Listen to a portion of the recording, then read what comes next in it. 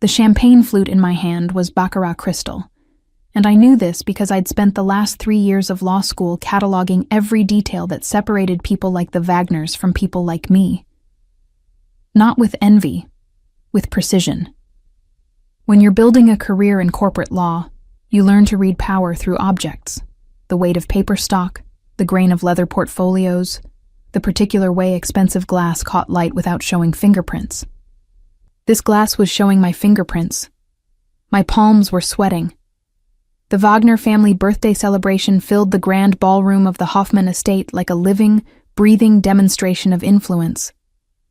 200 guests in designer evening wear, an orchestra that probably cost more than my annual salary, ice sculptures that would melt into irrelevance by midnight. I'd been to firm galas before, venues that approximated this level of wealth, but this was different. This wasn't corporate money trying to look elegant. This was old power that didn't need to try. I smoothed the burgundy silk of my dress, a strategic purchase, expensive enough to belong but modest enough not to draw attention. My role tonight was simple: attend as Christian Wagner's date, smile appropriately at his family's celebration, and absolutely do not think about the fact that I was 24 years old and dating a man whose family controlled half the city's commercial real estate through methods my legal training suggested I shouldn't examine too closely. Relax, Astrid. Christian's hand found the small of my back, his touch proprietary in a way that had started feeling less like affection and more like display. You look beautiful. My family will adore you. I smiled, the professional expression I'd perfected in countless client meetings. I'm perfectly relaxed. Lie. My heart was performing a percussion solo against my ribs, and the rational part of my brain, the part that had graduated top of my class, that had built a reputation for being unshakable in depositions, was cataloging every exit with the same precision I used to analyze contracts. The ballroom was a study in controlled opulence. Marble floors that reflected the chandeliers above, creating the illusion of standing between two mirror worlds. Dark wood paneling that absorbed sound, making even this crowd seem hushed, conspiratorial. The air smelled of expensive cologne, fresh lilies from arrangements that probably required a dedicated florist team, and something else. Power, maybe, or just the particular scent of old money and older secrets. Christian guided me through the crowd with the ease of someone who'd been navigating these social waters since birth. 29 years old, handsome in the way of men who'd never questioned their place in the world. He wore his tailored tuxedo like a second skin. We'd been dating for 3 months, ever since he'd walked into Morrison & Associates requesting representation for a property acquisition that had seemed straightforward until I'd started reviewing the documentation. I'd noticed discrepancies. Small ones, the kind most junior associates would miss or ignore. Christian had noticed me noticing, and what should have been a professional concern had somehow transformed into dinner invitations, then exclusive events, then this, standing in his family's stronghold, wearing his casual touch like a claim. There's my father. Christian's voice carried a note I'd learned to recognize, the subtle tension that appeared whenever he mentioned the family patriarch. Come, I'll introduce you. We wove through clusters of guests, and I used the movement to observe. Legal training had taught me to read rooms, to identify hierarchies through body language and spatial positioning. Here, the hierarchy was clear. An invisible circle of deference surrounded certain individuals, guests unconsciously creating space, angling their bodies in subtle acknowledgement of presence and power. An older man in an immaculate charcoal suit held court near the orchestra, his silver hair and commanding posture marking him as someone accustomed to attention. Otto Wagner, the family's public face, whose name appeared on charitable foundations and legitimate business ventures. Beside him stood a woman in emerald silk, Andrea Wagner, whose smile never quite reached her calculating eyes. But it was the man standing slightly apart from the central gathering who made my breath catch. He was tall, perhaps 6'2", with dark hair styled back in a way that should have looked conventional, but instead emphasized the sharp angles of his face. Strong jaw, straight nose, the kind of bone structure that belonged on classical sculptures.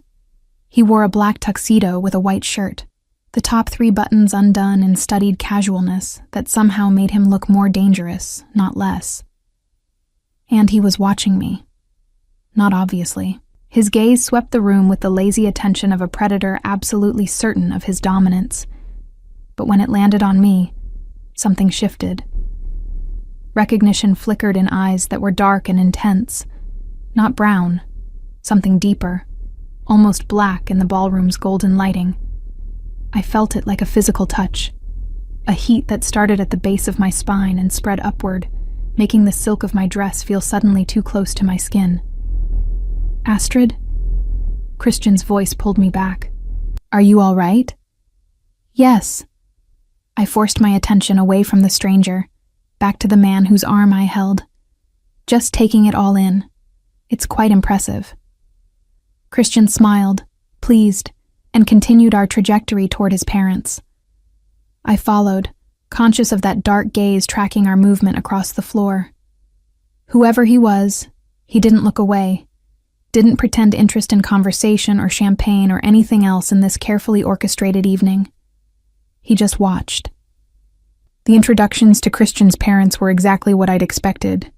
Polite interest from Otto, sharper assessment from Andrea, questions about my work at Morrison and Associates that felt more like an interview than small talk.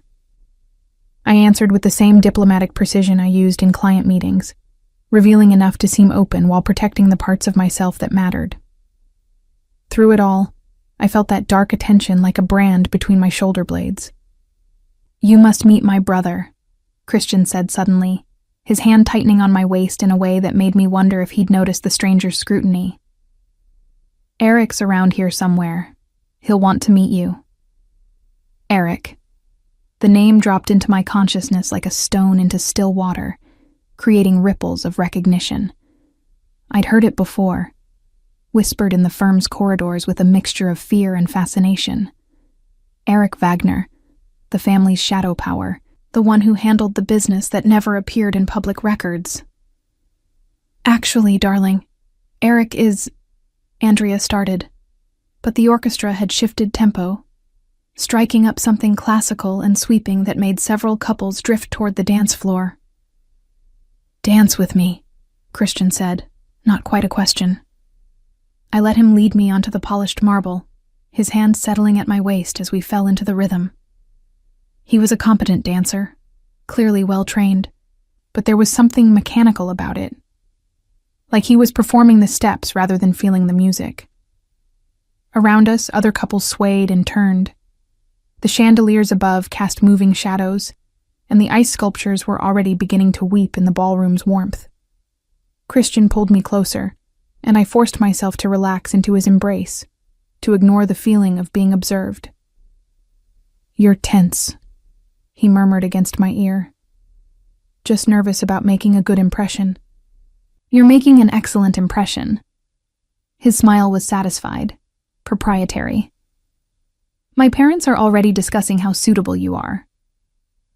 The words should have been flattering. Instead, they felt like a contract I hadn't signed being executed on my behalf.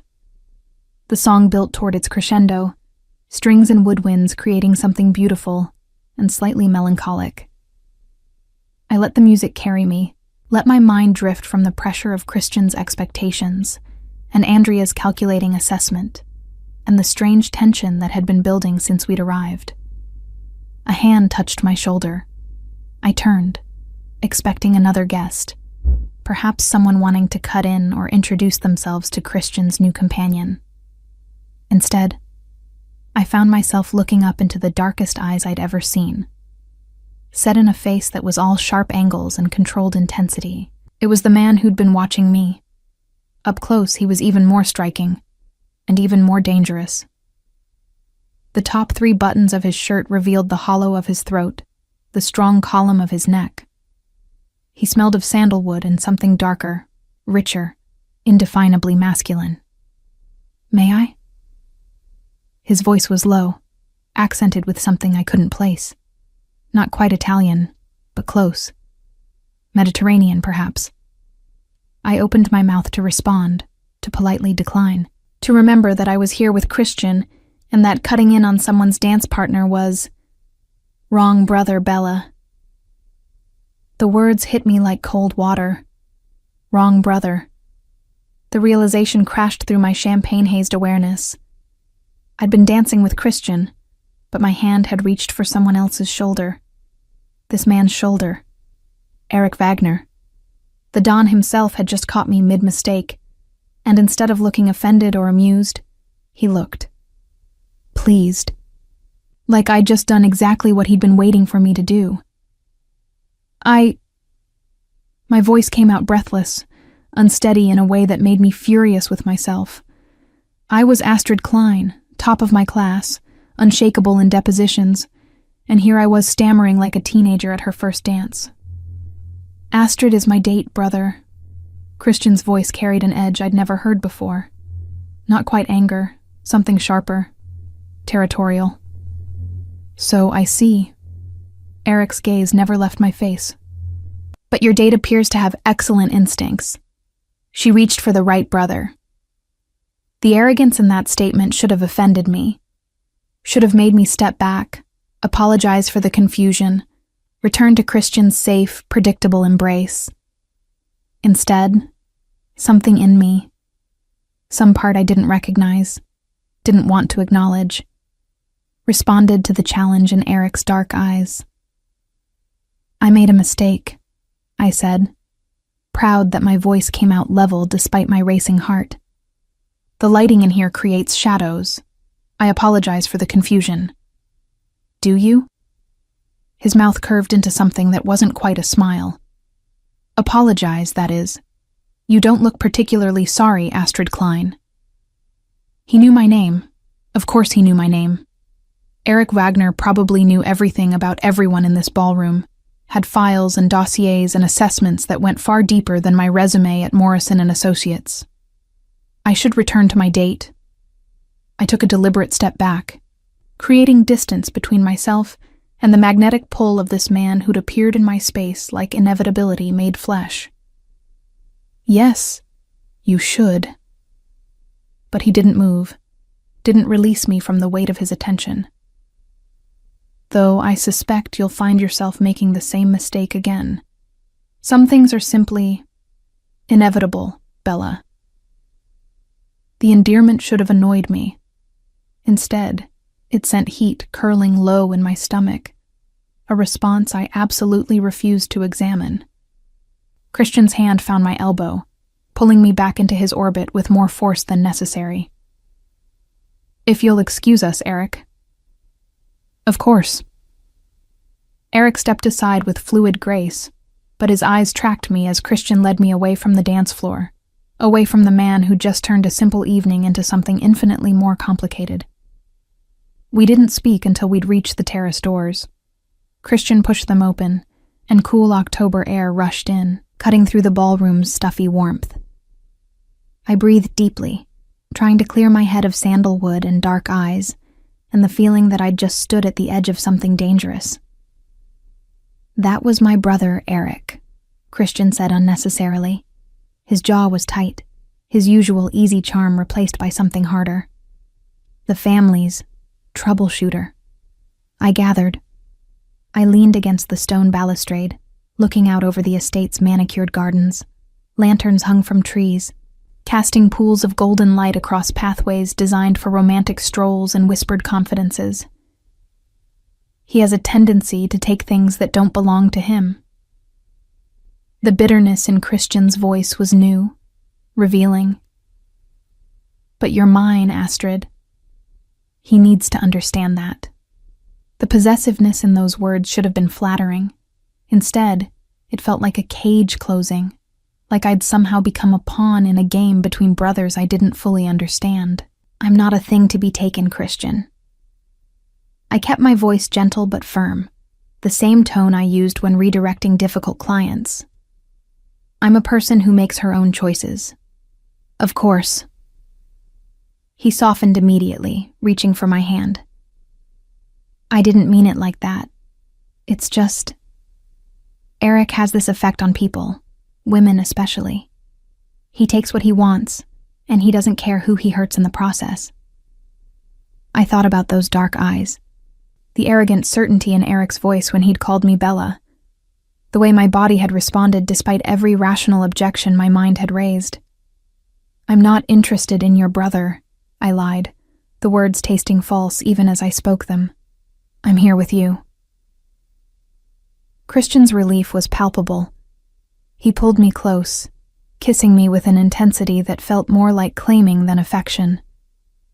I kissed him back, trying to feel something beyond the pleasant warmth of companionship, trying to ignore the traitorous part of my brain that was comparing this kiss to the weight of Eric's gaze. When we pulled apart, I saw movement in the shadows beyond the terrace, a figure in a black tuxedo, watching from the darkness with predatory patience. Eric Wagner wasn't done with me. And the terrifying part, the part I couldn't acknowledge, couldn't accept, was that I wasn't sure I wanted him to be. The rest of the evening passed in a blur of introductions and small talk. But I felt Eric's presence like a compass point, always knowing exactly where he stood in the room. He didn't approach again, didn't try to cut in on another dance or manufacture another encounter. He didn't have to.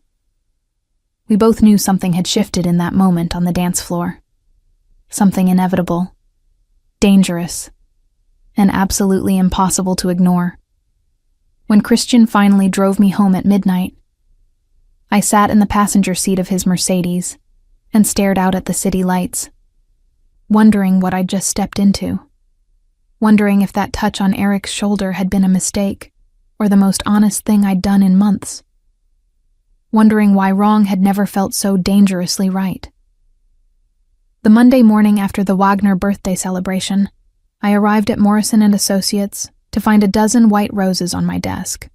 No card, no signature, just perfect blooms arranged in a crystal vase that was probably worth more than my monthly rent. Karen Schmidt, my closest friend at the firm and the paralegal who kept my professional life from descending into chaos, appeared in my doorway with raised eyebrows and a knowing smile. "Secret admirer?" she asked, her German accent making the question sound more like an accusation. "Christian, probably." I touched one of the petals, noting the specific variety. Not standard florist roses, but garden roses, the kind that required specialized cultivation and cost 10 times as much. "He's been attentive since the party." "Attentive is good." Karen moved into my office, closing the door behind her with the deliberate care that meant she wanted to talk about something other than flowers. "Christian Wagner is a good match for you, Astrid. Stable, successful, from the right kind of family." The right kind of family. The phrase hung in the air between us, loaded with everything we both understood, but never explicitly discussed. The Wagners were clients, which meant their methods were none of our concern. The firm had built its reputation on representing people whose wealth came with questions we were paid not to ask. "He is stable," I agreed, settling into my desk chair and pulling up the day's schedule. "Which is exactly what I need right now." What I didn't say, stable felt increasingly like settling, like choosing the safe path because the alternative was terrifying. My phone buzzed. A text from Christian. "Did you like the roses? Thinking of you." "Dinner tonight?" I typed back. "Beautiful. Yes to dinner." 7? His response came immediately. "Perfect. I'll pick you up." Professional, warm, exactly what a relationship should feel like 3 months in. So why did I keep thinking about dark eyes and the arrogant curve of Eric Wagner's mouth when he'd called me Bella? The morning dissolved into the familiar rhythm of contract reviews and client calls. I'd been assigned to the Schneider merger, a complex acquisition that required sorting through months of financial documentation to ensure everything was above board. The kind of work I excelled at, finding patterns in numbers, identifying discrepancies, building cases from evidence. At 11 a.m., my phone rang. Extension from the front desk. "Ms. Klein, there's a delivery for you. Should I send it up? Another delivery. Christian was really laying it on thick. Yes, thank you. 5 minutes later, the receptionist appeared with a black box tied with burgundy ribbon. Not flowers this time. The box was flat, rectangular, expensive-looking in the way that suggested jewelry or high-end accessories. Karen, who'd returned with coffee, whistled low. Someone's pulling out all the stops. I untied the ribbon with careful fingers, lifting the lid to reveal tissue paper, and beneath it, a leather portfolio. Not just any portfolio. I recognized the grain immediately. Hermes, the kind of thing senior partners carried, not 24-year-old junior associates. Tucked inside was a single card in heavy cream stock. No printed logo, just a handwritten note in dark ink. For cataloging power, you'll need better tools. E.W. My hands went cold. E.W. Eric Wagner. What is it? Karen leaned closer, her expression shifting from curiosity to concern as she read the card. Astrid. That's from Christian's brother, isn't it? I closed the box quickly, my mind racing through implications. This wasn't a romantic gesture. This was something else entirely. A demonstration that Eric had been paying attention, that he'd heard my comment about cataloging power through objects, that he'd chosen this specific gift with deliberate precision. I met him briefly at the party, I said, aiming for casual and landing somewhere near defensive. He's just being welcoming. Family gesture. Eric Wagner doesn't make family gestures. Karen's voice dropped to a whisper, even though my office door was closed. Astrid, everyone knows about him. He's dangerous. Not in the way Christian is connected, but still respectable. Eric is different. Different how? She hesitated, weighing professional discretion against friendship. Let's just say the cases that never make it to official filing. The problems that solve themselves before litigation begins. The competitors who suddenly decide to sell at significant losses. That's Eric's domain. He's the family's real power. Christian handles the public face. Eric handles everything else. A knock on my door interrupted whatever response I might have given. Andreas Becker, one of the senior associates who'd been assigned as my unofficial mentor, stuck his head in. Astrid, got a minute? We need to discuss the Schneider merger findings. Of course. I stood, grateful for the interruption, and followed Andreas to the conference room where we'd been conducting the merger review. The next 3 hours disappeared into the focused work I actually loved. Parsing through financial statements, comparing projections against historical performance, identifying the small inconsistencies that could indicate larger problems. By 2 p.m., I'd found something concerning. A pattern of offshore transfers that didn't quite match the disclosed asset schedule. This could be nothing, Andreas said, reviewing my notes with the critical eye that had made him one of the firm's most valuable litigators. Or it could be very something. Good catch, Klein. We'll need to request additional documentation from Schneider's team. I nodded, making notes about the follow-up questions we'd need to address. This was why I'd gone to law school, why I'd sacrificed sleep and social life, and every other version of normal that my college friends had enjoyed. The intellectual challenge of finding truth buried in numbers and legalese. My phone buzzed again. Another text from Christian. Change of plans for tonight. Family dinner at the estate. Eric specifically asked that you join us. 7:30? My stomach dropped. Eric specifically asked. Not Christian inviting me to meet more of his family. Eric requesting my presence like I was a business meeting he needed to conduct. I stared at the message, knowing I should decline, should establish boundaries, should remember that I was dating Christian, and whatever had happened on that dance floor was a mistake to be forgotten, not explored. Instead, I typed, I'll be there. Andreas noticed my distraction. Everything all right? Fine, just personal plans shifting. I set my phone face down on the conference table, trying to refocus on the Schneider documents, but the rest of the afternoon felt like counting down to something inevitable. At 6 p.m., I left the office and went home to change. My apartment was a modest one-bedroom in a building that had probably been elegant in the 1940s, but now just felt tired.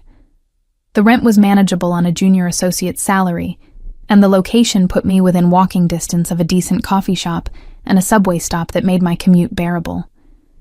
I stood in front of my closet, staring at the limited options. The burgundy dress from Saturday felt too obvious, like trying to recreate a moment that shouldn't be recreated. I settled on a navy sheath dress that was professional enough for a business dinner, but elegant enough for the Wagner estate. Karen called as I was applying minimal makeup. "Are you seriously going to this dinner?"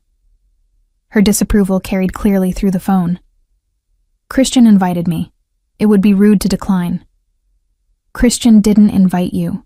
His dangerous older brother requested your presence, and you're walking right into whatever game he's playing." "I can handle myself, Karen." "Can you?" She paused. "Because from where I'm standing, you're a brilliant lawyer who's never had someone like Eric Wagner decide to pay attention to you. And men like him don't send Hermes portfolios as casual gestures." She was right, of course. Everything Karen said was absolutely rationally correct.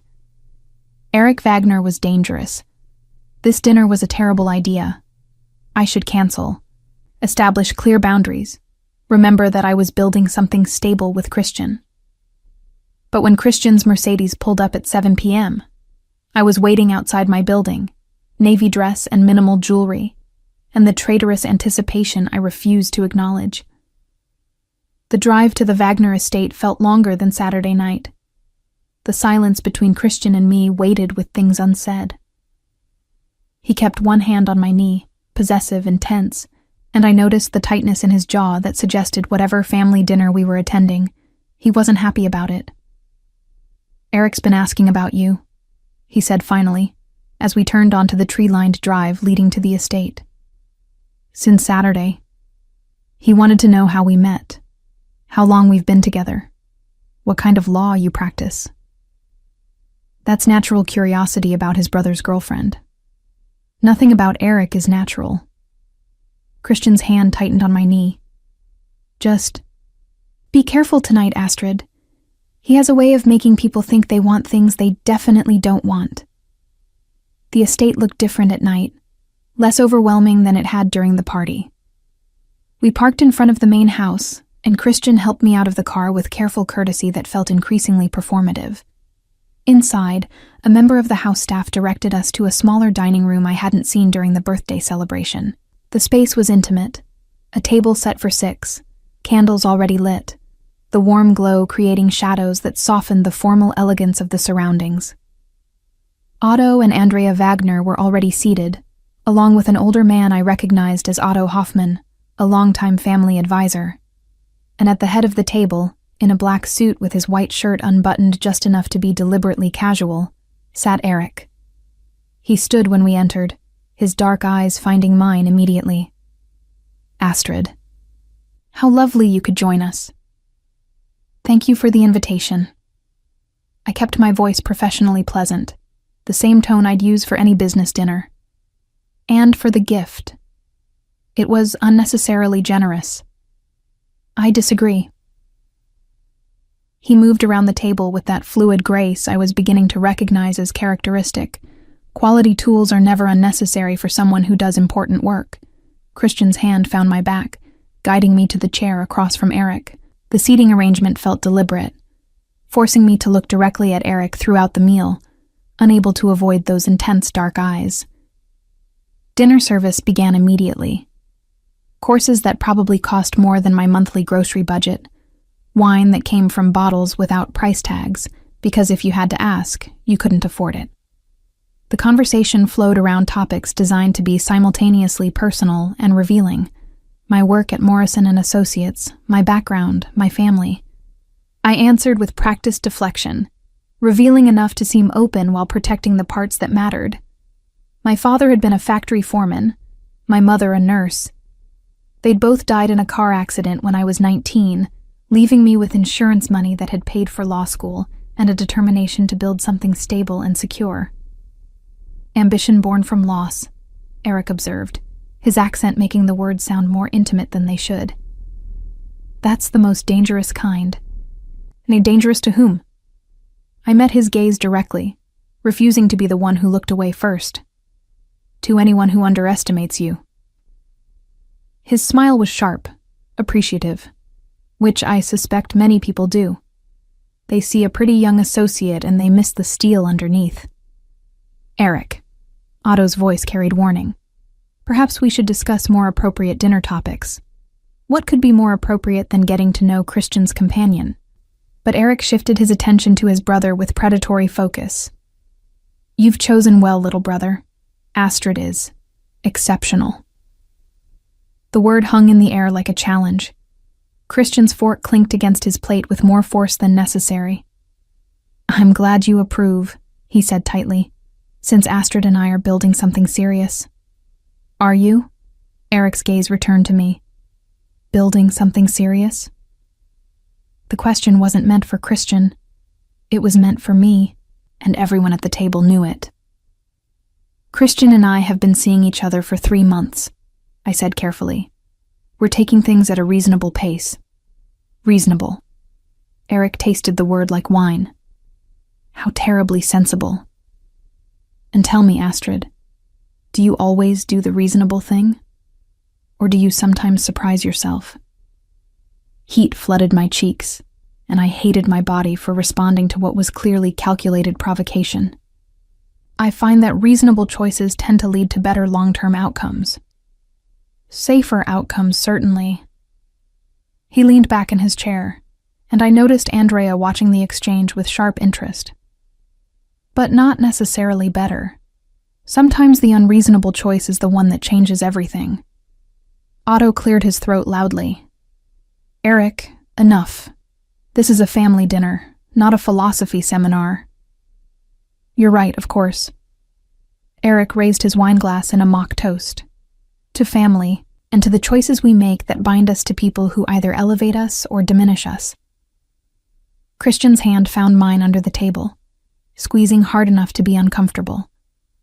I squeezed back, offering reassurance I didn't entirely feel. The rest of dinner passed in stilted conversation, everyone carefully avoiding the tension that Eric had deliberately created. By the time dessert arrived, something elaborate involving chocolate and gold leaf, I was counting minutes until I could politely excuse myself. But Eric wasn't finished. Astrid, would you walk with me in the garden before you leave? He stood, extending a hand like it was the most natural request in the world. There's something I'd like to discuss regarding your work at Morrison & Associates. That's not necessary, Christian said quickly. Whatever business you have, you can... I'd like to speak with Astrid directly. Eric's voice went flat, the easy charm disappearing to reveal something harder underneath. Unless you're suggesting she's incapable of having a professional conversation without your supervision? It was a trap, beautifully constructed. If Christian objected, he looked controlling. If I refused, I looked weak. And Eric knew it, standing there with patient certainty that I would make the choice he'd already predicted. A brief walk would be fine, I said, rising before Christian could protest further. 10 minutes. Eric's smile was victory wrapped in courtesy. 10 minutes. I promised to return her intact, brother. The garden was cold, October air cutting through my dress as we walked down a gravel path lined with late-season roses. Eric had grabbed a wool coat from somewhere. His, I assumed from the way it settled perfectly across his broad shoulders, and draped it over mine without asking, the gesture both chivalrous and possessive. You wanted to discuss my work? I asked, proud of how level my voice sounded despite my racing heart. No. He stopped walking, turning to face me in the dim light from the distant house. I wanted to see if you'd come when I asked, if you'd choose truth over performance. Truth? That what happened Saturday wasn't a mistake. He moved closer, not touching, but near enough that I could smell sandalwood and feel the heat radiating from him despite the cold. You reached for me because some part of you recognized what your rational mind doesn't want to acknowledge. Which is? My voice came out breathless, betraying me. That you're with the wrong brother. His hand came up, not quite touching my face, but close enough that I felt the phantom warmth of his palm against my cheek. Christian is safe, reasonable, the smart choice for a woman building a careful career. But he'll never see you, Astrid. Not really. He'll see a suitable companion who looks good at family dinners and doesn't ask inconvenient questions. And you see what, exactly? Someone who counts exits in every room, who catalogs power through leather portfolios and champagne glasses, who spent 3 years building armor so effective that she almost believes she's safe inside it. His dark eyes held mine. I see a woman who's terrified of wanting something unreasonable, something dangerous, something that might actually match the steel underneath all that professional composure. I should have stepped back, should have told him he was wrong, that he knew nothing about me, that his arrogance was matched only by his audacity in pursuing his brother's girlfriend. Instead, I stood frozen, my body responding to the challenge in his voice with heat that pooled low in my stomach. This is inappropriate, I managed. Yes. He smiled, dark and knowing. Inappropriate. Dangerous. Completely unreasonable. All the things you've spent years avoiding. And yet here you are, wearing my coat in a dark garden, not walking away. I should. You should. He echoed my words, still not touching, still maintaining that maddening distance that made me want to close it myself. But you won't. Because for all your careful choices and reasonable plans, something in you recognizes me. Recognizes this. This is nothing. I lied. This is you playing games because you're bored and I'm temporarily convenient. Is that what you think? For the first time, something that might have been genuine emotion flickered across his face. That this is a game? What else would it be? He stepped back then, giving me space I suddenly didn't want. Go back to Christian, Astrid. Enjoy your reasonable relationship with a safe brother. Build your careful life with someone who'll never push you, never challenge you, never make you question all those smart choices. I will. Good. But he was still smiling, that infuriating certainty back in his dark eyes. And I'll be here when you realize you're lying to yourself, when you finally acknowledge that safety isn't the same as satisfaction, when you're ready to stop settling for less than you deserve. I turned and walked back toward the house, leaving his coat behind on a garden bench, refusing to wear his warmth any longer. But even as I found Christian waiting anxiously in the foyer, even as we drove home in uncomfortable silence, I could feel Eric's presence like a brand between my shoulder blades. He was right about one thing. I was lying to myself. And the terrifying part was that I was starting to run out of lies that sounded convincing. 6 weeks after the garden conversation, I discovered exactly what kind of man Christian Wagner actually was, and exactly how wrong I'd been about safety versus danger. It started with the Schneider merger. The offshore transfers I'd flagged had turned into something bigger, requiring deeper investigation and additional documentation. Andreas had assigned me to coordinate directly with Schneider's legal team, which meant late nights at the office and detailed analysis that revealed an increasingly complex web of transactions. By mid-November, I'd identified a pattern that made my legal training set off every alarm. The transfers weren't just suspicious, they were structured to circumvent regulatory oversight, using shell companies and timing delays that suggested deliberate concealment. Not unusual for a merger this size, but enough to require disclosure to the acquiring company. I drafted a memo outlining the findings, recommending that we require Schneider to provide additional documentation before Morrison and Associates could sign off on the deal. Standard procedure, ethical obligation, the kind of work that separated legitimate firms from those that looked the other way. Christian read the memo in my apartment on a Tuesday night, his expression growing progressively darker as he scanned the pages.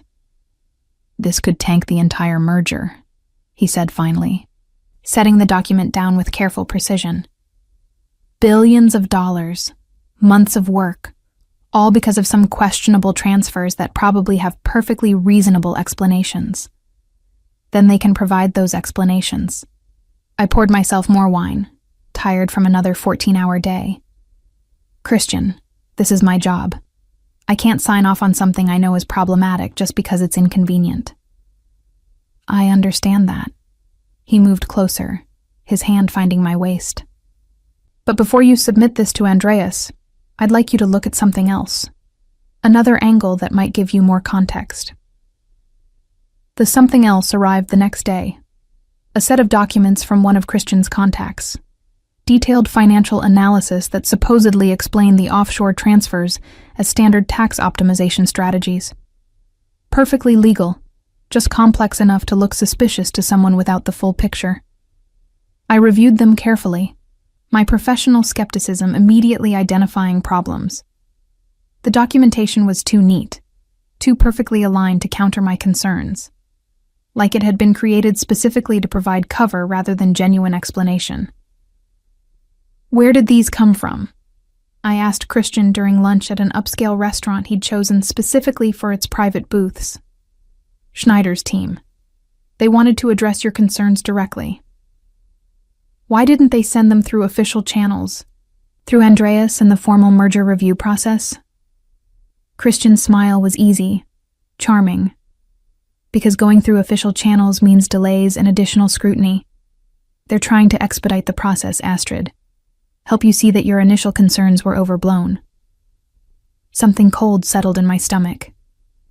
You're asking me to accept documentation that came outside proper channels and use it to withdraw my objections to the merger. I'm asking you to be reasonable about this. His hand covered mine on the table. You're brilliant, Astrid, but you're also young. Still learning how things actually work in corporate law. Sometimes the right answer isn't the one that follows every single procedural rule. Sometimes it's about understanding context and bigger pictures. The bigger picture being that you want this merger to go through regardless of my ethical concerns. The bigger picture being that everyone benefits when deals close successfully. His thumb traced circles on my palm, a gesture that had once felt affectionate and now felt like manipulation. Including you. Morrison and Associates doesn't forget associates who help close major deals. That kind of success builds careers. I pulled my hand back, my mind racing through implications I'd been deliberately avoiding for months. How long have you known about the Schneider transfers? What? The offshore transactions, the pattern I flagged. How long have you known they were structured to avoid disclosure? Christian's expression shifted, the easy charm evaporating. Astrid, I don't know what you're... Yes, you do. The pieces were falling into place with sickening clarity. The acquisition that brought you to Morrison and Associates in the first place, the property deal I reviewed, that had similar patterns. I flagged them, and they mysteriously resolved before I could dig deeper. You made sure they resolved because you were already planning to use me as cover for deals that needed legal legitimacy without actual scrutiny. That's paranoid. Is it? I stood, needing distance from him in this booth and the sudden understanding that I'd been played for months. Because from where I'm standing, it looks like you identified a talented junior associate with just enough ambition to be useful and not enough experience to recognize when she was being used.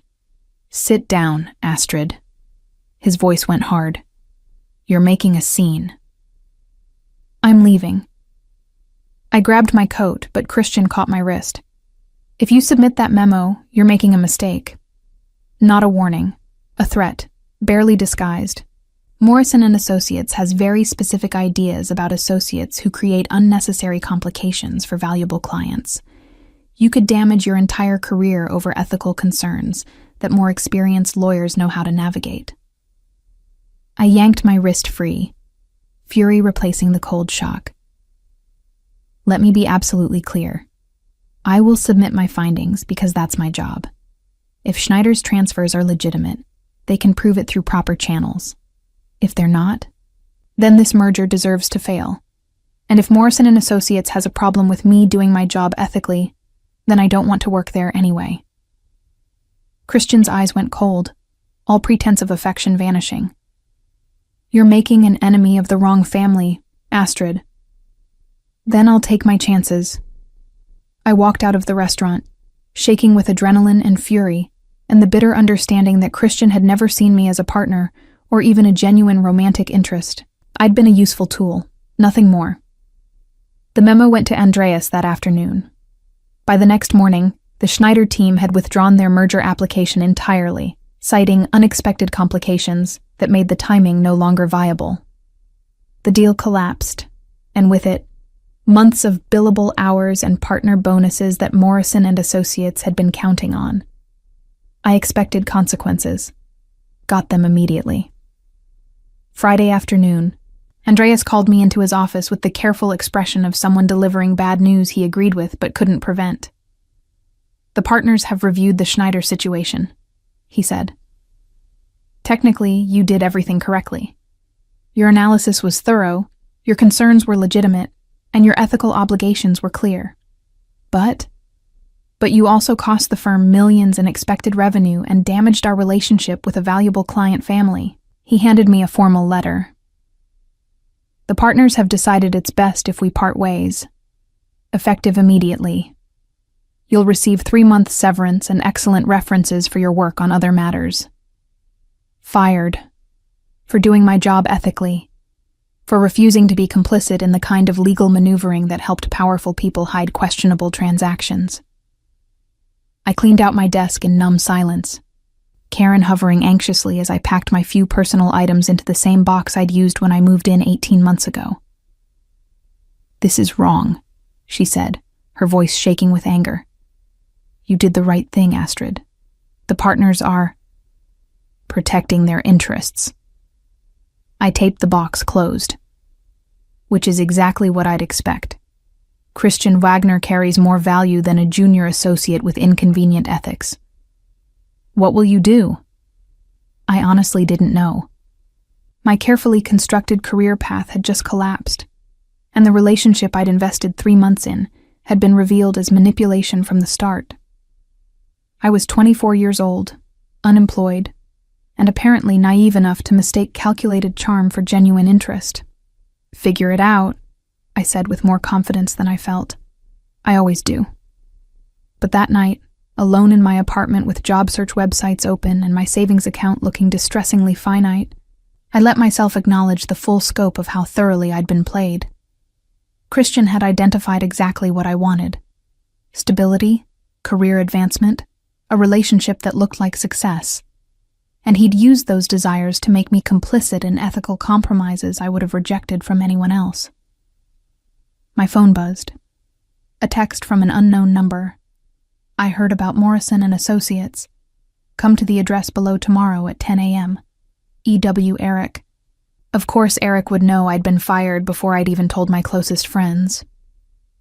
Of course he'd have my personal number despite me never giving it to him. Of course he'd reach out now, when I was vulnerable and angry and questioning every choice I'd made. I should delete the message, should block the number, should remember that Eric Wagner was dangerous in ways that made Christian's manipulation look like amateur hour. Instead, I stared at the address he'd sent. A building in the financial district I recognized as housing several high-end law firms, and felt something shift inside me. Christian had wanted me compliant and useful, had valued me only for what I could do to make his deals easier. But Eric had called me exceptional, had recognized the steel underneath, had challenged rather than diminished me.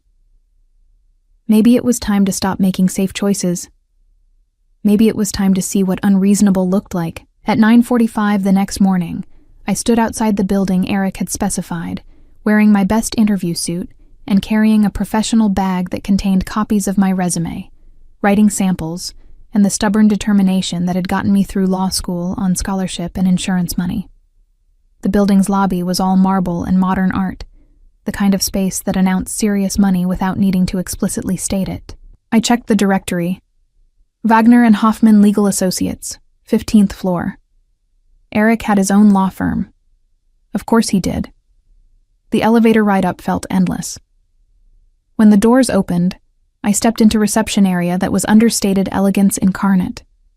Dark wood, leather furniture, windows overlooking the city.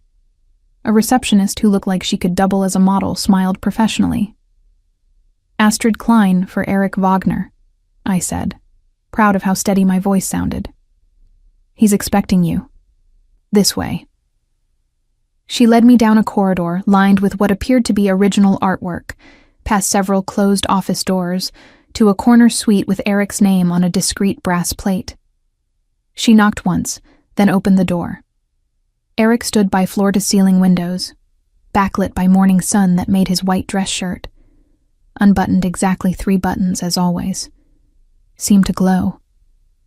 He turned when I entered, and something in his expression made my breath catch.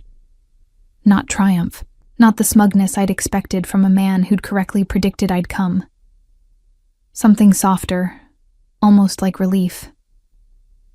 Astrid. He dismissed the receptionist with a subtle gesture, waiting until we were alone before continuing. Thank you for coming.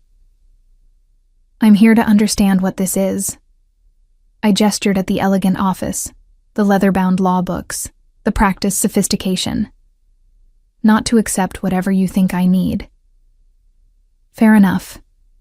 He moved away from the windows, settling into one of the chairs arranged for conversation rather than behind his desk. An equalizing choice.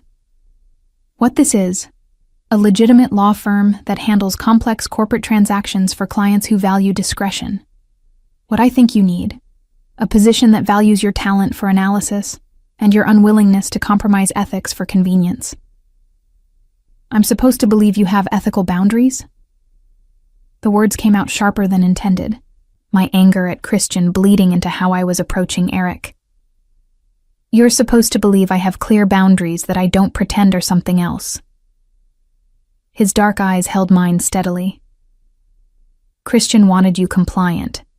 I want you exactly as you are, sharp, uncompromising, and too damn smart to be satisfied with being someone's pretty accessory. The assessment was accurate enough to sting.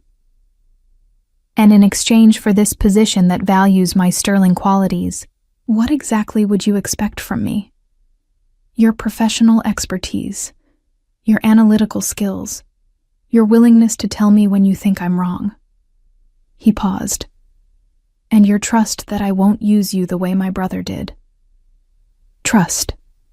I let the word hang between us.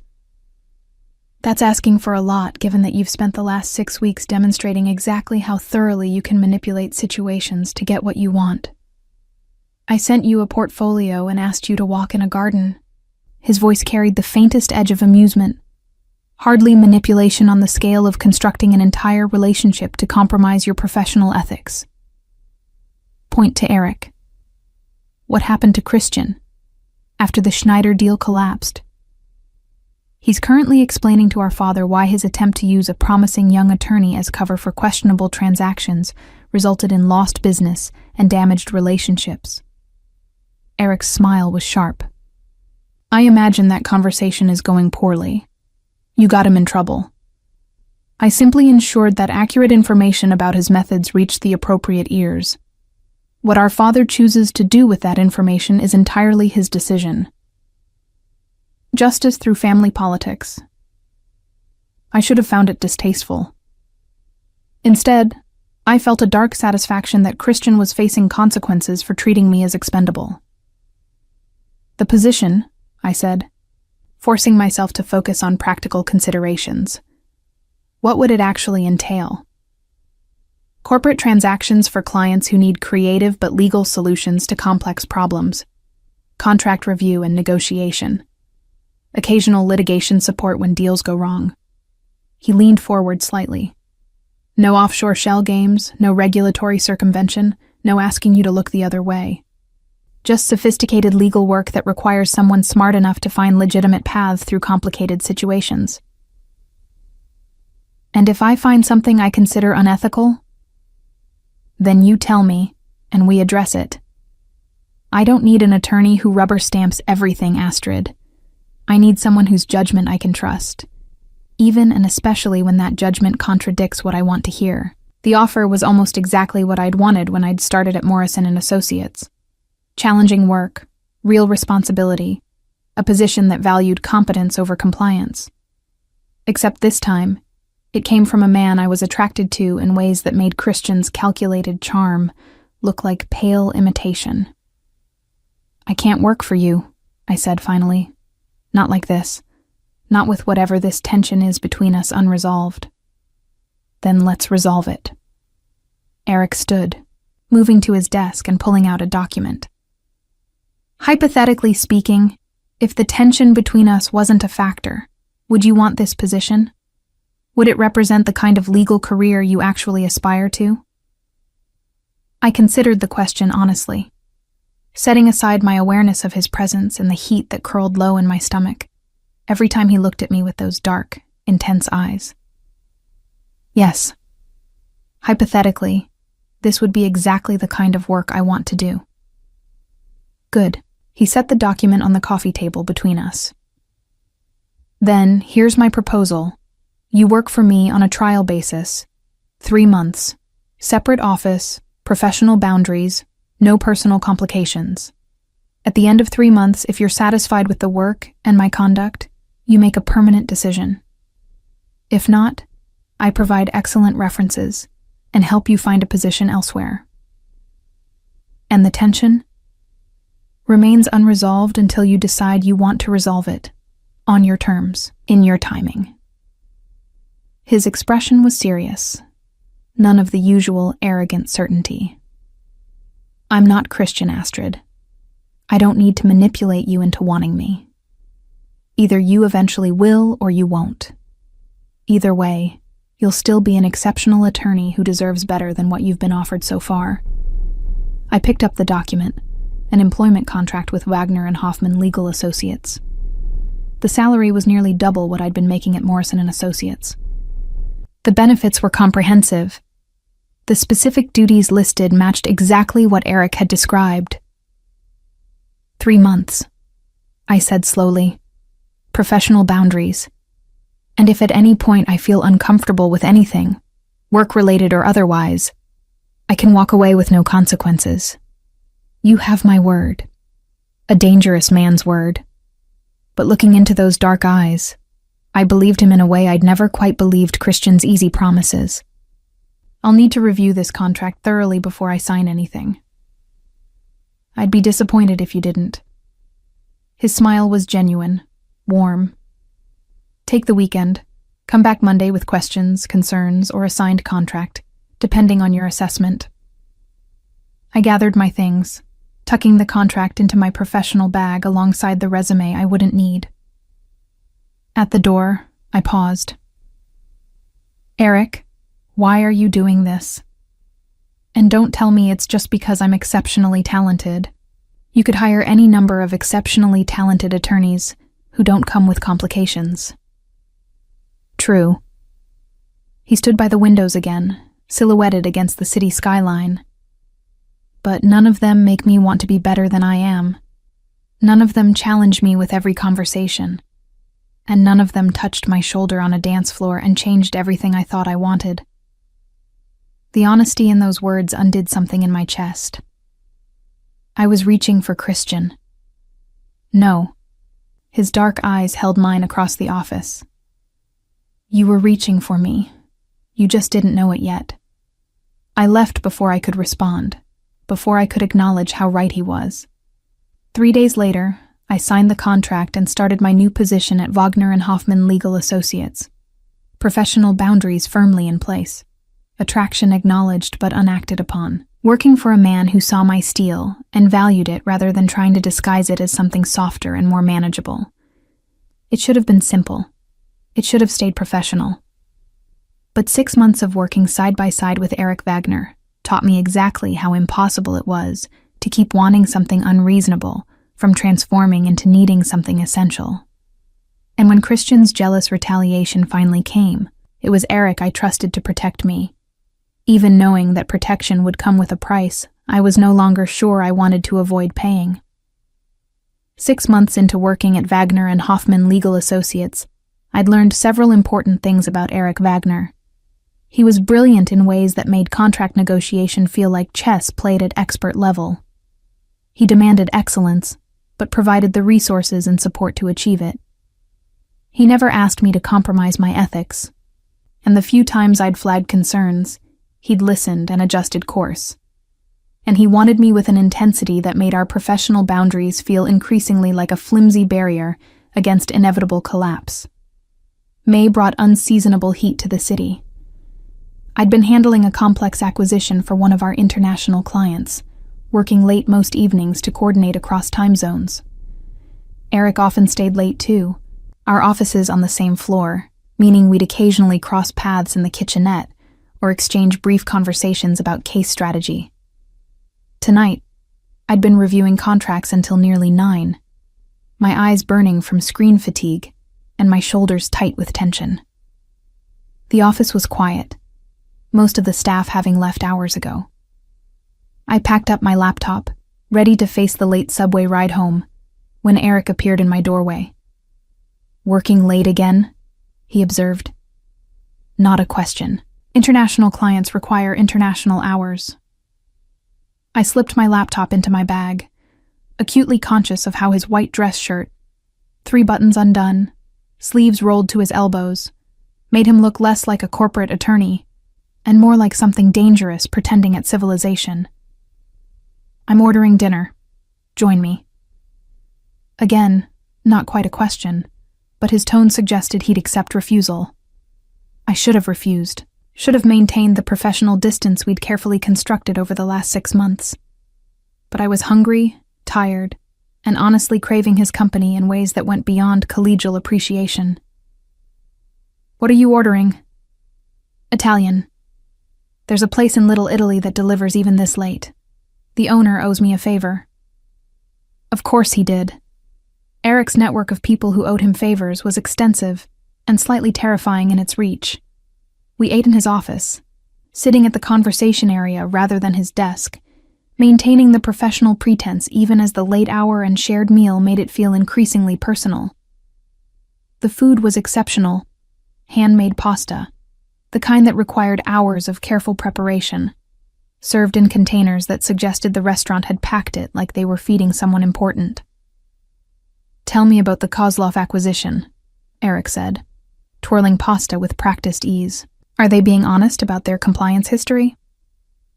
I'd been handling the Kozlov deal for 3 months, a Russian tech company wanting to establish U.S. operations through acquisition of a smaller domestic firm. The compliance review had been complex, requiring careful analysis of international regulations. "Mostly honest," I said. "There are some gray areas in how they've handled data privacy in Eastern European markets, but nothing that would prevent U.S. operations if they implement the structural changes I've recommended. And you trust your recommendations will be followed. I built compliance checkpoints into the contract milestones. If they don't implement changes, the deal doesn't proceed." I met his dark eyes across the coffee table. "No gray areas, no looking the other way. Exactly how you taught me to structure these things." Something shifted in his expression. Pride, maybe, or satisfaction. "You've learned quickly." I had a good teacher who actually wanted me to succeed, rather than just be useful. The reference to Christian hung in the air between us. We rarely mentioned Eric's brother anymore. Christian had been reassigned to less visible roles within the family business after the Schneider disaster, effectively sidelined from major decision-making. I sometimes wondered if Eric had orchestrated that too, but I'd learned not to ask questions about Wagner family politics. "Astrid." Eric set down his fork, his attention fully focused on me. "Your trial period ended 2 months ago. You chose to stay. Why?" The direct question deserved an honest answer. "Because this is the best professional opportunity I've ever had. Because I'm doing work that matters and challenges me. Because you've kept every promise you made about boundaries and ethics and trust." And the tension? There it was, the thing we'd been dancing around for 6 months. Acknowledged, but unaddressed. Still there, I admitted. Still complicated. It doesn't have to be. He leaned forward slightly, his elbows on his knees, close enough that I could smell sandalwood and something uniquely him. I told you once that I'd wait until you decided you wanted to resolve it. I'm still waiting, Bella. But I want you to know. The waiting isn't passive patience. It's active restraint. Every day in this office, every late night, every moment you smile at something I've said, I'm choosing not to cross lines we both know exist. My heart hammered against my ribs. Why tell me this now? Because 6 months ago, you needed space to rebuild trust in your own judgment after Christian broke it. You needed to prove to yourself that you could work with me without it being about attraction or manipulation, or any of the games he played. His dark eyes held mine. But you've proven that, Astrid. You're here because you're exceptionally talented, and this work fulfills you. The attraction is separate. It exists, but it doesn't define why you stay.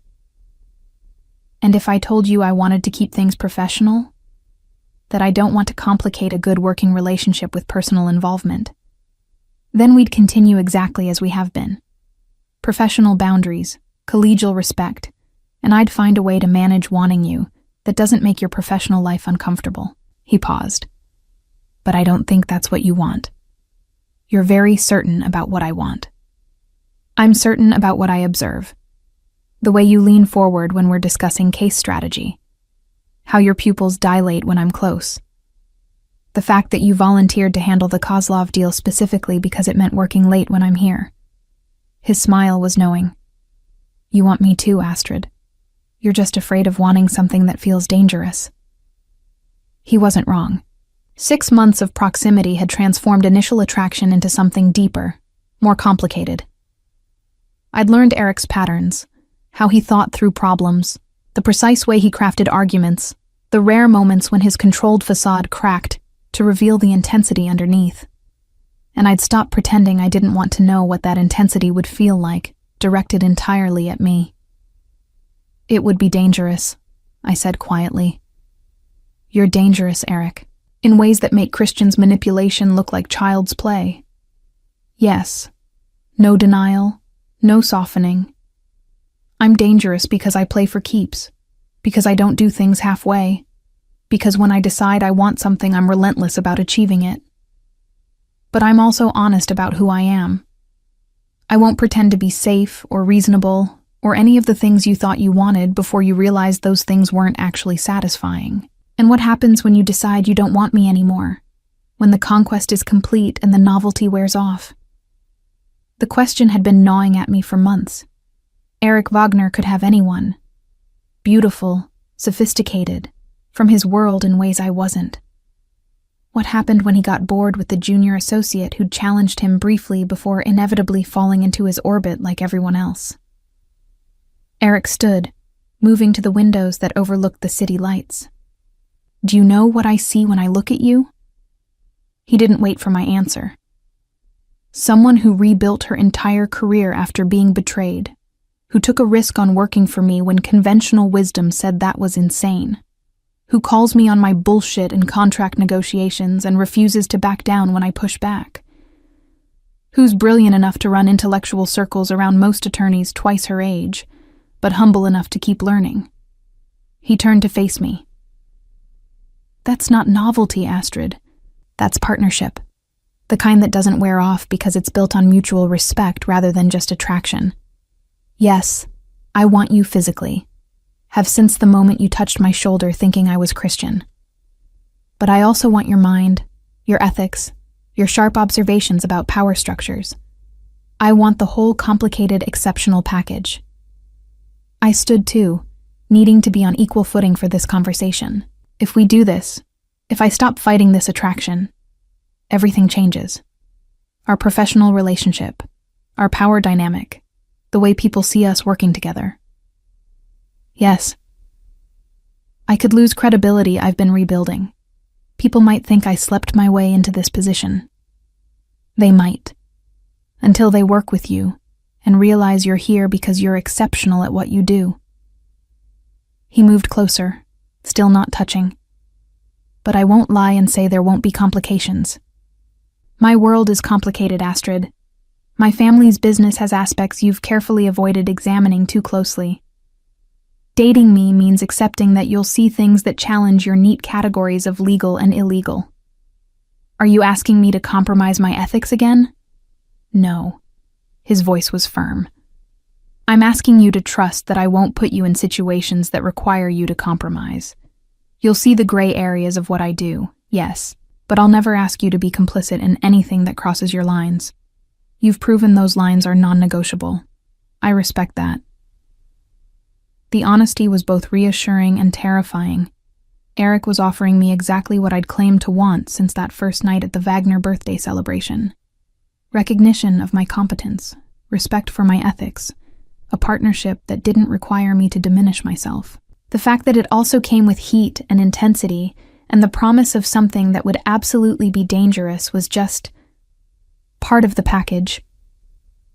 "I don't know how to do this," I admitted.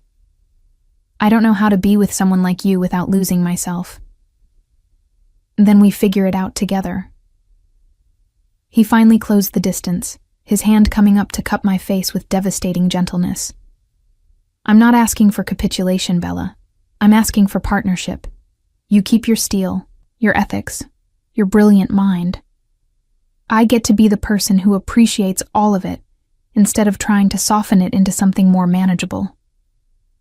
His thumb traced my cheekbone, and I felt myself leaning into the touch, despite every rational objection. This was Eric Wagner, dangerous and powerful and absolutely not safe. This was my boss, complicating an already complex professional relationship. This was everything I should be running from. But his dark eyes held mine with an intensity that made my breath catch, and I realized something fundamental.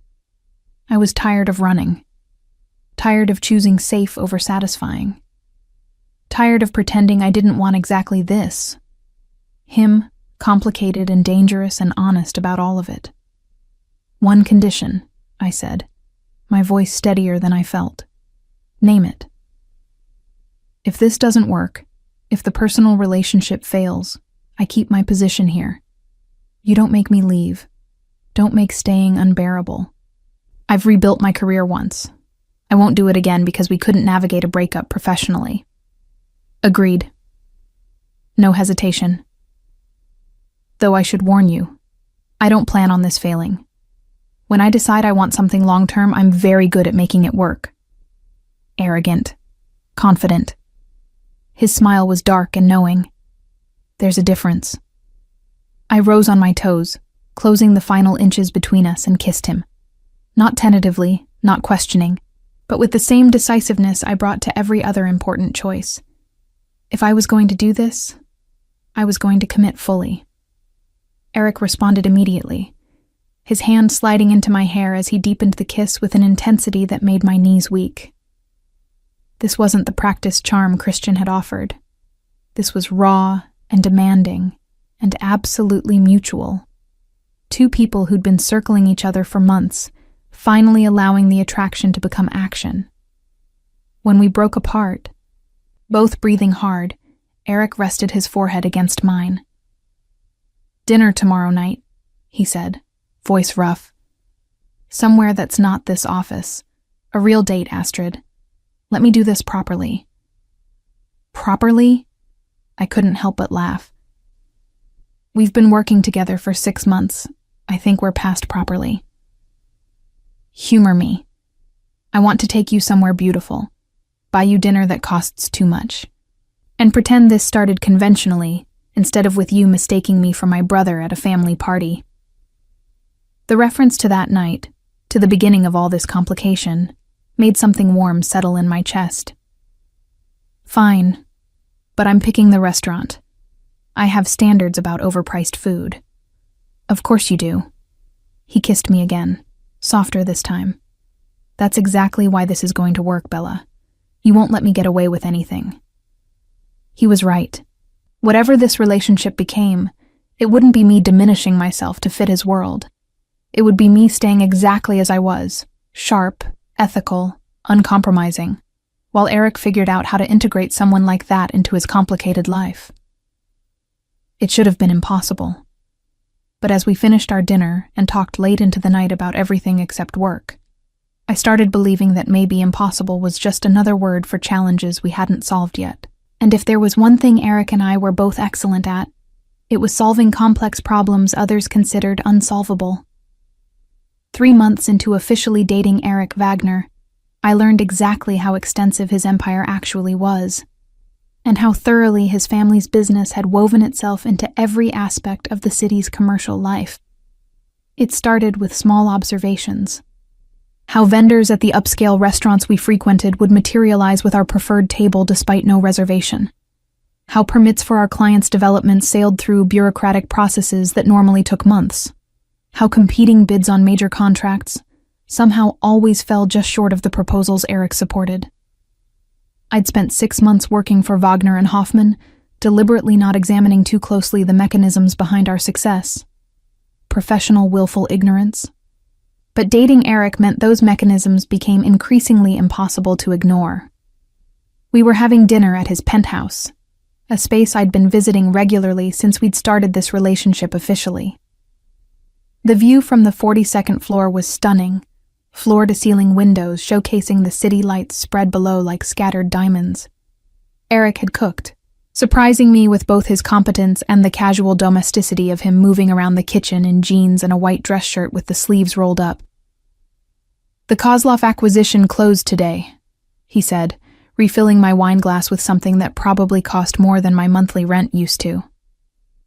"Your compliance framework worked perfectly. They're already implementing the structural changes you recommended." Good. I'd been monitoring the Kozlov deal closely, wanting to ensure my recommendations were actually followed.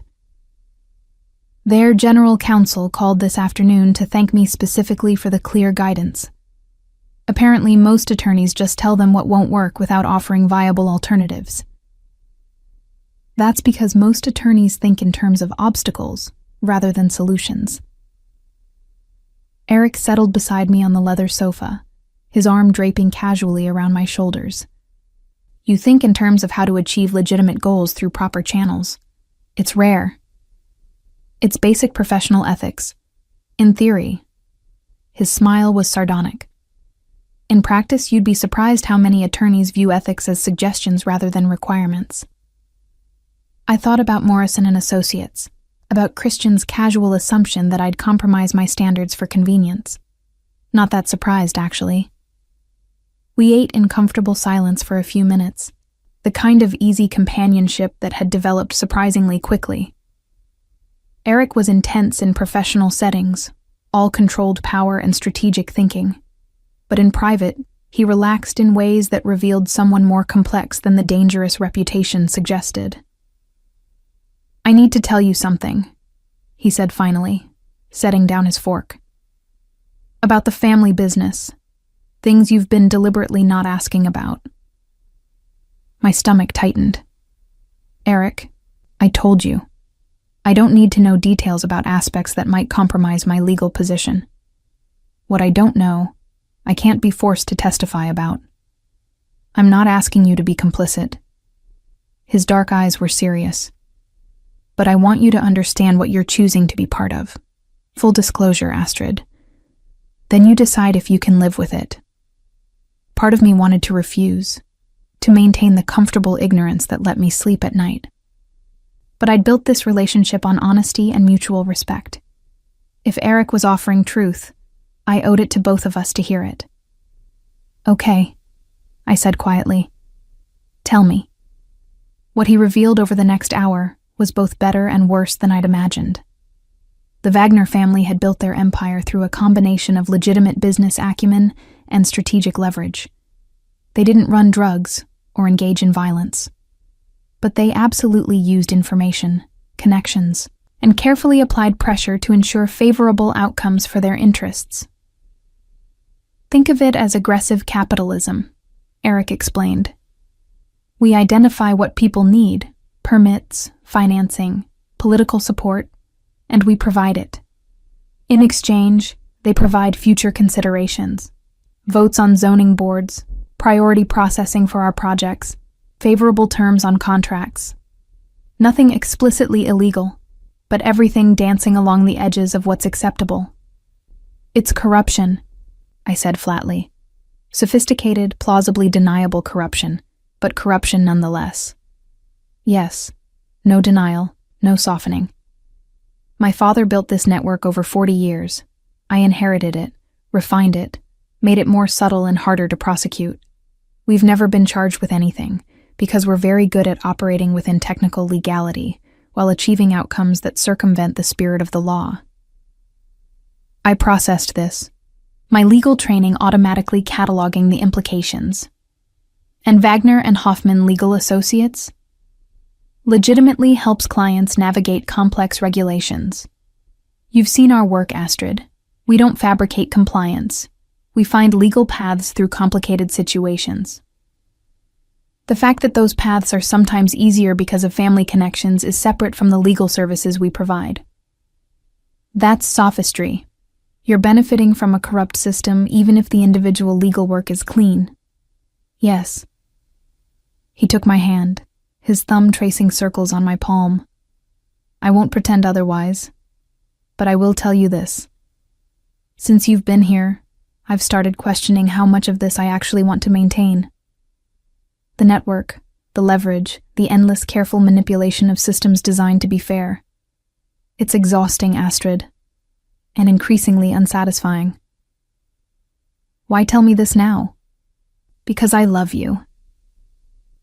The words were simple, direct, devastating in their certainty. And because you deserve to make an informed choice about whether you can build a life with someone whose empire is built on morally gray foundations, even if those foundations are technically legal. I love you. He loved me. Eric Wagner, dangerous and powerful and honest about every complicated aspect of who he was, loved me. I don't know what to do with that information, I managed, my voice unsteady. You don't have to do anything immediately. His hand tightened on mine. Think about it. Decide if you can live with loving someone whose methods you find ethically problematic. I won't be offended if the answer is no. Disappointed, heartbroken even, but not offended. You've always been honest about your principles. I looked at him. Really looked, and saw not the dangerous Mafia heir from reputation, but the man who'd spent 6 months proving he respected my competence, who'd cooked me dinner and asked about my day, and challenged me intellectually in ways that made me sharper, who was offering me complete honesty even knowing it might destroy what we'd built. I love you too, I heard myself say, which is possibly the stupidest thing I've ever admitted given what you just told me about your business practices. His smile was relieved, genuine. Love has never been accused of being particularly rational. No. I laughed despite the weight of everything he'd revealed. But I need to think about the rest. About whether I can be with someone whose empire I find ethically problematic, even if I love the person at the center of that empire. Fair enough. He pulled me closer, and I let myself rest against his chest, listening to his heartbeat. Take whatever time you need. I'm not going anywhere. We sat like that for a long time. The city lights spread below us, and I tried to reconcile the man I loved with the methods he employed to maintain power. It should have been impossible. Probably was impossible for anyone with consistent ethical standards. But I'd also learned over the last 9 months that moral absolutism was a luxury afforded to people who didn't live in complicated realities.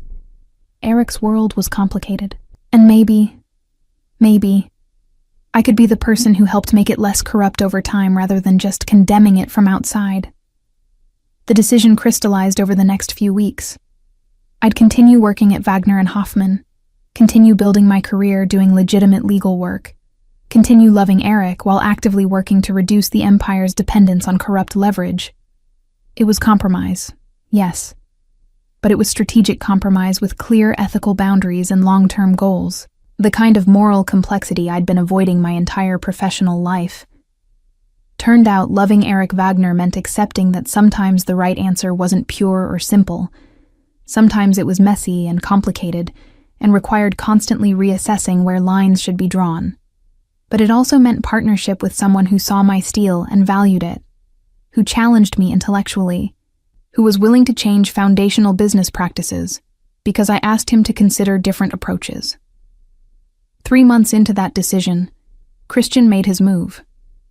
I was leaving the office late when he appeared in the parking garage, my first encounter with him since the Schneider disaster nearly a year ago. He looked thinner, harder, the easy charm replaced by something bitter. Astrid. He blocked my path to my car. We need to talk. We don't. I reached for my keys, my legal training assessing exits and options. Whatever you think you need to say, I'm not interested in hearing it. You're sleeping with my brother. Not a question. His voice carried venom I'd never heard when we were together.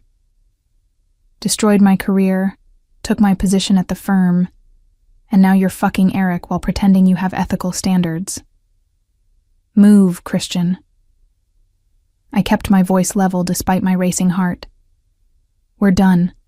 We've been done for a year. What I do with my personal life is no longer your concern. It became my concern when you started using family connections to advance your career, when you became part of Eric's corruption while judging me for small-time manipulation. He moved closer, and I smelled alcohol on his breath. You're a hypocrite, Astrid.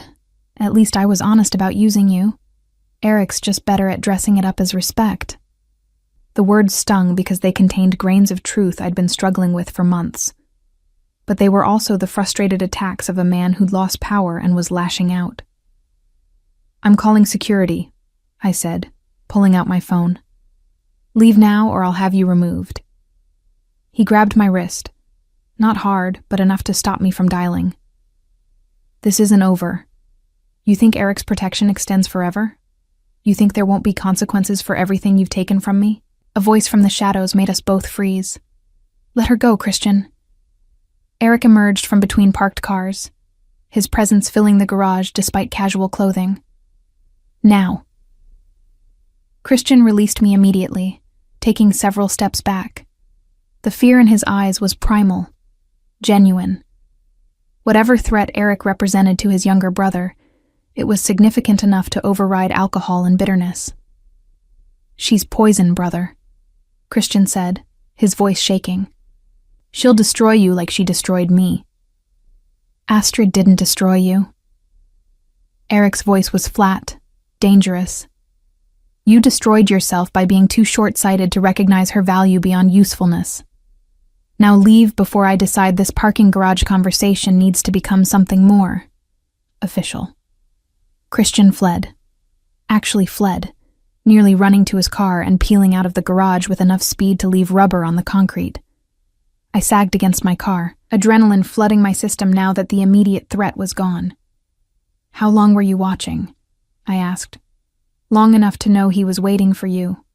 Long enough to let you handle it before I intervened. Eric came closer, his hands gentle as they checked my wrist where Christian had grabbed. He's been making threats about you for weeks. I've been monitoring his movements. You could have warned me. I could have. But you needed to see for yourself that Christian hasn't changed. That his bitterness is about ego, not genuine feeling. His dark eyes held mine. And I needed to know you'd handle the confrontation with the strength I know you have rather than doubting yourself. The manipulation should have angered me. Instead, I recognized it for what it was. Eric's version of trust. He'd protected me while letting me prove I could handle threats myself. He's dangerous now, I said. Not physically, but he has connections, family resentments, motivation to cause problems. Yes. Eric's smile was sharp, predatory. Which is why I've already implemented solutions. Christian will find his influence in family business significantly reduced over the coming months. His ability to cause problems for you specifically will be curtailed. I should have asked what solutions meant. Should have established exactly what methods Eric intended to use.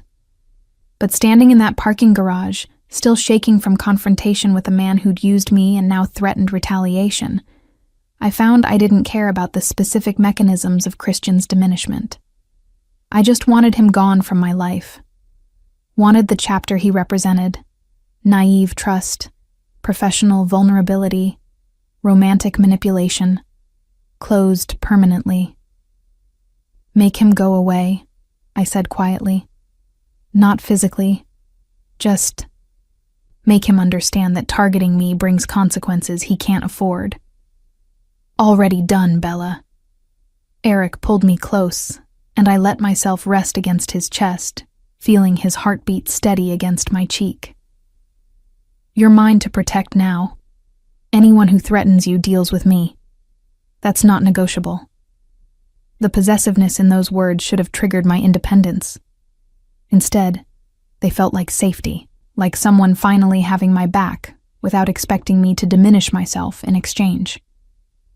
2 weeks later, Christian Wagner quietly left the city, accepting a position with the family's European operations that was technically a promotion, but practically an exile.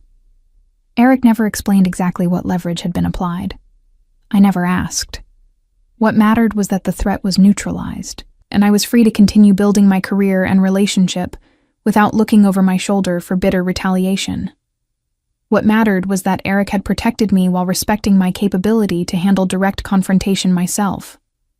What mattered was that I'd chosen this complicated, ethically ambiguous partnership with full knowledge of what it meant, and I was choosing it again every day.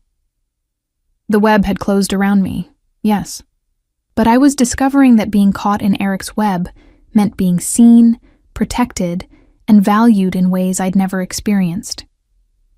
And if that meant living with moral complexity? I was starting to think the benefits outweighed the philosophical concerns. 10 months into our relationship, on a crisp March evening, everything changed. I was at Eric's penthouse, having moved in 3 months prior after my lease ended, and the pretense of maintaining separate residences had become obviously pointless. We'd fallen into comfortable domesticity, me working on case files at the dining table, him reviewing contracts from the sofa, Chinese takeout containers scattered between us. My phone rang. Unknown number. I almost declined, but something made me answer. Ms. Klein? A woman's voice, professional but urgent. This is Detective Karen Schmidt from the Financial Crimes Division. We need to speak with you about your employment at Wagner and Hoffman Legal Associates. Ice flooded my veins.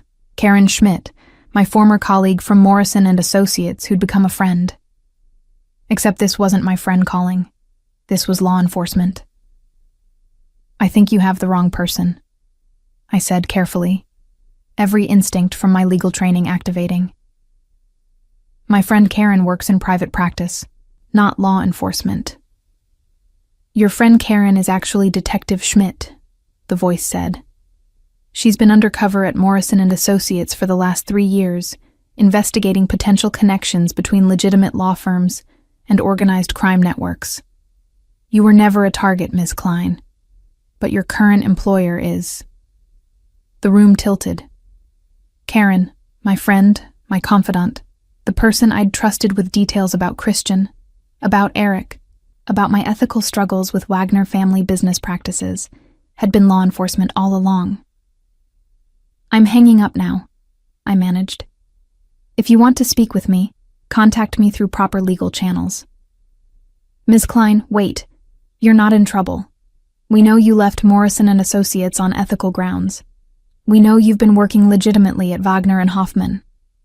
But we have evidence that Eric Wagner has been using the firm to launder money for family operations, and we believe you may have unknowingly processed transactions related to criminal enterprise. We need your cooperation. I ended the call, my hands shaking. Eric had looked up from his contracts, his expression shifting from concern to calculating as he assessed my reaction. What happened? I told him. Every word. The call, the revelation about Karen, the accusations about money laundering, the request for cooperation. He listened without interrupting, his face going progressively harder. "They're fishing," he said finally, "looking for leverage to pressure you into testifying against me. The call wasn't official because they don't actually have evidence. They're hoping you'll panic and volunteer information." "Is it true?" The question came out small, frightened. "The money laundering. Define laundering." He stood, moving to the windows that overlooked the city. "Every transaction we process is documented. Every client payment is legitimate compensation for legal services. If some of those clients are using our services as part of broader financial strategies that move money between legitimate and less legitimate sources, that's not something I can control." "That's lawyer speak, Eric. Yes or no? Are we laundering money?" He turned to face me. "We are providing legal services to clients whose business practices include complex financial structures. Some of those structures exist to avoid taxes legally. Some exist to move money between enterprises in ways that obscure origins. We do the legal work. What clients do with that work is beyond our ethical obligation to monitor." "That's still yes. It's complicated, yes." He crossed to where I sat, kneeling so we were eye level. "Astrid, I've never asked you to sign off on anything illegal. Every contract you've reviewed, every transaction you've processed, has been legitimate on its face. If law enforcement wants to make the case that the aggregate effect is money laundering, that's a complex legal argument that would require proving intent to conceal criminal proceeds. Intent they can't prove, because it doesn't exist in the work you've done. But it exists in the work the firm does collectively." "Possibly. Probably." He took my hands. "But you're insulated from that. You do clean legal work for clients who may or may not have dirty money somewhere in their financial ecosystem. That doesn't make you complicit." I wanted to believe him, wanted to accept that I'd maintained ethical boundaries even while working in Eric's morally gray world.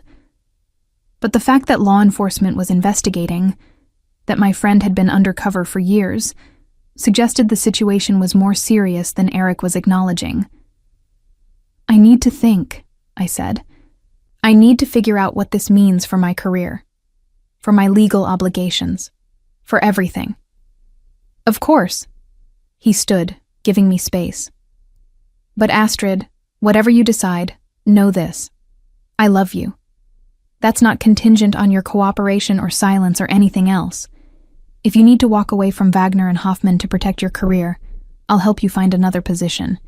If you need to cooperate with law enforcement to clear your name, I won't hold it against you. Your well-being comes first." The words should have been comforting. Instead, they highlighted exactly how impossible this situation was. If I cooperated with law enforcement, I'd be betraying the man I loved. If I refused to cooperate, I'd be potentially obstructing justice. There was no clean choice, no ethically pure path forward. Over the next week, I consulted with Andreas Becker, my former mentor from Morrison & Associates, who'd left the firm around the same time I'd been fired. He'd built a successful practice representing whistleblowers and employees caught in corporate misconduct. "The fact that they haven't officially contacted you yet suggests they're still building their case," he explained over coffee at a cafe far from both Wagner and Hoffman and any Wagner family properties. "They're hoping you'll voluntarily cooperate before they have enough evidence to compel testimony." "What should I do?" "Legally? Nothing. You haven't been served with a subpoena. You haven't been accused of anything. Until they make an official move, you have no obligation to respond to fishing expeditions." "And morally?" He studied me carefully. "That's a different question. Do you believe Wagner and Hoffman is knowingly participating in money laundering?" I thought about the last 10 months of work. The clients I'd served, the contracts I'd reviewed, the transactions I'd processed. Had there been red flags I'd ignored? Patterns I'd deliberately not examined too closely? "I believe we provide legal services to clients with complex financial situations," I said slowly. "Whether those situations cross into criminal territory isn't something I'm positioned to assess without much deeper investigation." which is exactly what law enforcement wants you to do. Turn investigator against your employer. Andreas leaned forward. Astrid, you're in an impossible position. Eric Wagner is your boss and your partner. Cooperating with law enforcement means destroying both relationships. But refusing to cooperate could mean becoming complicit in covering up financial crimes. What would you do? I'd ask myself, what can I live with? Can you live with potentially helping conceal criminal activity because you love the person who might be committing it? Or can you live with betraying someone you love in service of abstract legal principles? The question haunted me for days. Eric gave me space, didn't pressure, didn't try to influence my decision. But I felt his worry in the careful way he watched me, in the gentle touches that said, I'm here when you're ready. 2 weeks after the initial call, I made my decision. I invited Karen, Detective Schmidt, to meet me at a neutral location. She came alone, looking exactly like the friend I'd known, except now I could see the law enforcement training and how she assessed the coffee shop's exits, how she positioned herself with her back to the wall. Thank you for meeting me, she said, her German accent as familiar as ever. I know this is difficult. You lied to me for 3 years. I kept my voice level despite the betrayal burning in my chest. Everything we discussed, every confidence I shared, was intelligence gathering. Not everything. She had the grace to look uncomfortable. The friendship was real, Astrid. But yes, I was there to investigate Morrison and Associates' connections to organized crime networks. You weren't a target. You were someone I genuinely liked who kept getting tangled with the wrong men. Men you were investigating. Christian Wagner led us to Morrison and Associates. Eric Wagner led us to expand the investigation to Wagner and Hoffman. She pulled out a folder. I'm showing you this as a friend, not as law enforcement. You should know what you're protecting. The folder contained evidence of wire transfers, shell company structures, client lists that included names I recognized from news coverage of organized crime investigations. Not proof of illegal activity exactly, but patterns that suggested Wagner and Hoffman was providing sophisticated financial infrastructure for money laundering operations. Eric told me we provide legal services, I said. That what clients do with those services is beyond our ethical obligation. That's the defense his attorneys will use when we indict, and it might work for him. He's very good at maintaining plausible deniability. But Astrid, you're a brilliant attorney. You know the difference between genuinely not knowing and deliberately not looking. Which one have you been doing? The question cut, because it was exactly what I'd been asking myself.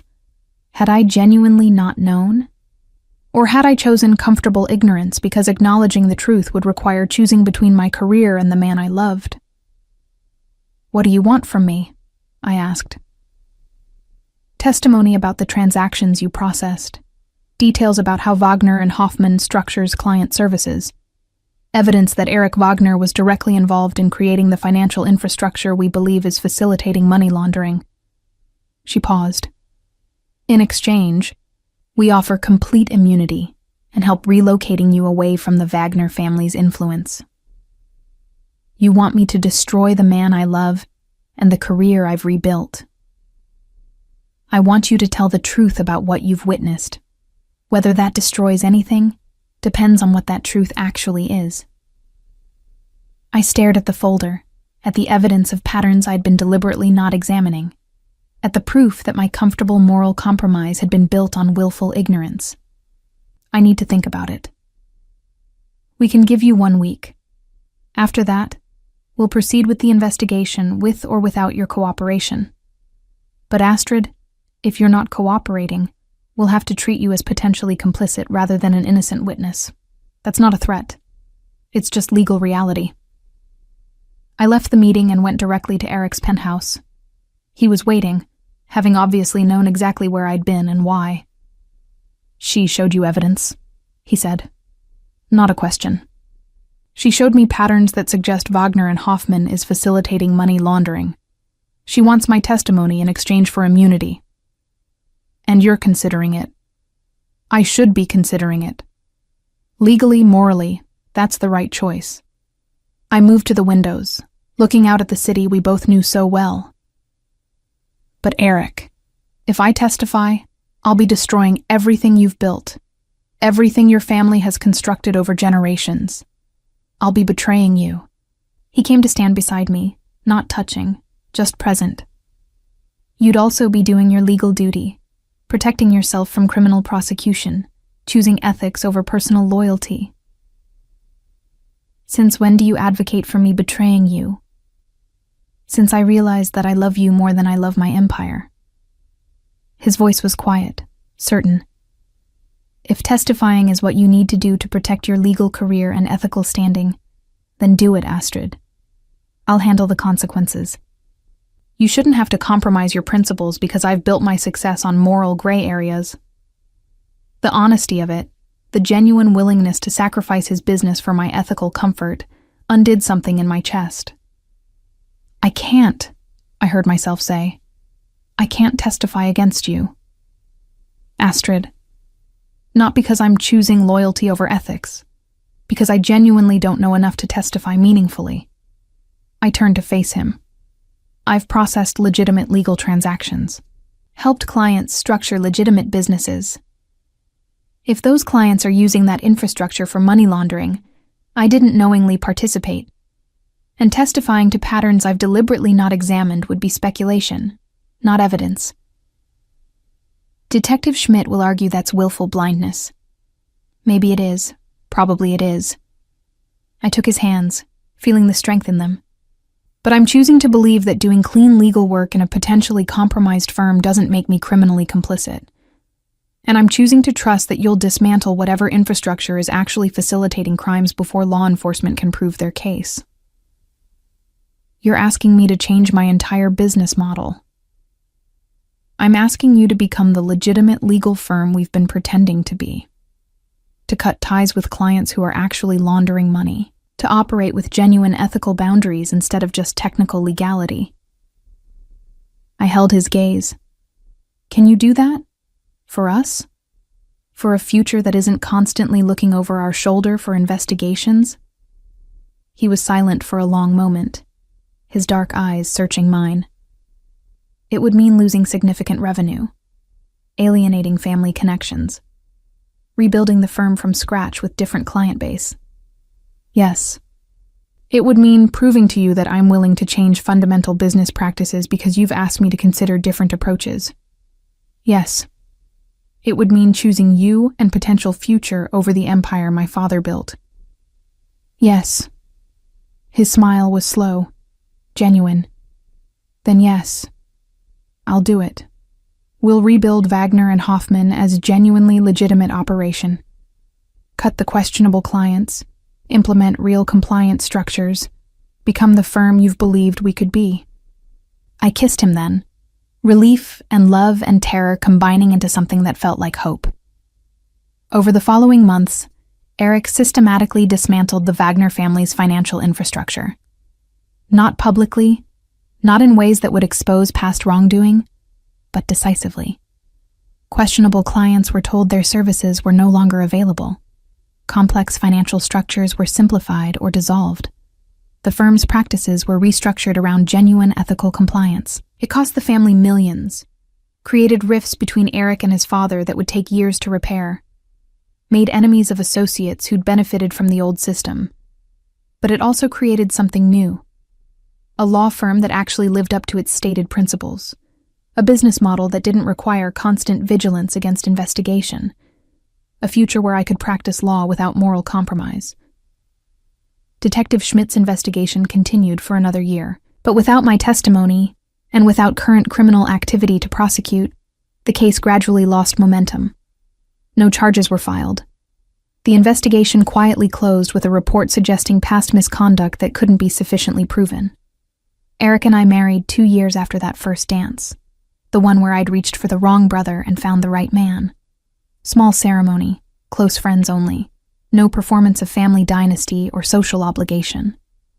Just two people who'd chosen each other despite every rational objection, who'd rebuilt careers and businesses and moral frameworks to create something that worked despite being impossible. Just partnership built on honesty, even when honesty meant acknowledging uncomfortable truths. Just love that survived investigation and family rifts, and the constant tension between what was legally permissible and what was morally right. 3 years later, standing in the office of Wagner and Klein Legal Associates, Eric had insisted on the name change, said the firm needed to reflect partnership, not just his family legacy. I still sometimes wondered if I'd made the right choices. If refusing to testify had been ethical compromise or principled stand. If changing Eric's business model had been genuine reform or just sophisticated cover.